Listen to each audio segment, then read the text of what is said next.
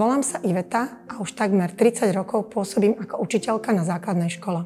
Cukrovku mi diagnostikovali v roku 2013. Bol to pre mňa šok, pretože mi to lekárka oznámila pri preventívnej prehliadke.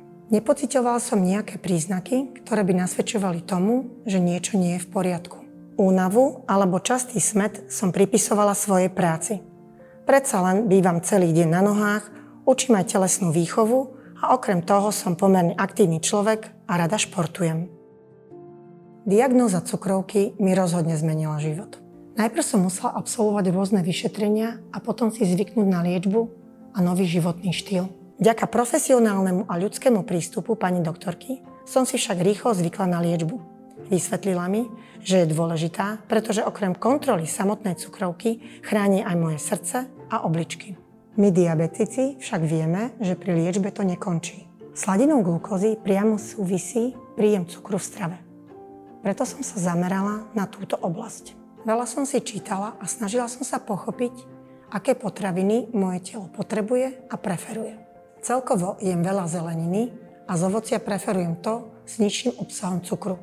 Ak ho obsahuje viac, ako napríklad melón alebo hrozno, tak si dám len kúsok.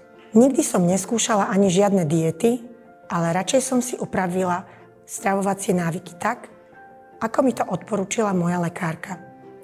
Vylúčila som vyprážané a priemyselne spracované jedlá, biele pečivo a napríklad aj raňajkovú granolu si radšej pripravujem doma sama. Mám tak lepšiu kontrolu nad tým, koľko cukru obsahuje. Navyše mám šťastie, že môj manžel je skvelý kuchár a pripraví mi jedlo, keď sa vrátim z práce. A moja úžasná dcéra je mojou pomocníčkou pri cvičení. Áno, študujem fyzioterapiu a milujem pohyb. Keď som doma, vždy si spolu s maminou radi zacvičíme alebo ideme na bicykel. Pohyb je aj pri cukrovke nesmierne dôležitý, pretože pomáha stabilizovať hladinu cukru v krvi, zvyšuje účinok inzulínu a prispieva aj k optimálnemu tlaku. Teória je však jedna vec, no človeku sa samému nie vždy chce. Preto som rada, že môžem byť mame oporou. Samozrejme, život s cukrovkou nie je vždy jednoduchý. Hypo- a hyperglykémia, ale i zdravotné riziká sú veci, na ktoré musíte myslieť. Dôležité je však psychické nastavenie, dodržiavanie predpísanej liečby a zmena životného štýlu. Ja osobne som sa diabetu nezlakla. Začala som počúvať rady lekárov a čítať si odborné články. Zistila som, že s cukrovkou viem žiť plnohodnotný život. Treba ale byť zodpovedný a nepodľahnúť panike.